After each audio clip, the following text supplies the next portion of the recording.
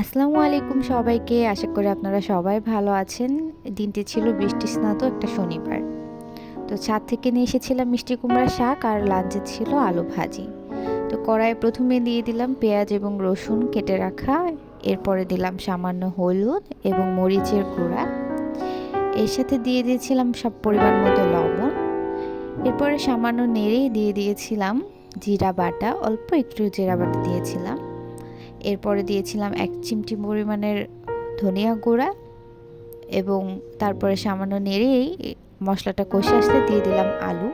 যেহেতু দুজনের রান্না অল্প একটু আলু দিয়েছিলাম। এরপর সরিষা বাটা যেটা পানিতে ভিজিয়ে রেখেছিলাম সেটা দিয়ে দিয়েছিলাম। আলুটা কষে আসলে এরপরে দিয়ে দিব আমরা মিষ্টি কুমড়ার শাকটা। মিষ্টি কুমড়ার শাক অনেক অল্প সময়ের মধ্যে রান্না হয়ে যায়। এরপর ঢেকে দিয়েই তারপরে উঠিয়ে নিলেই হয়ে যাবে মিষ্টি কুমড়ার শাক। আশা করি আপনাদের সবার ভালো লেগেছে রেসিপিটা।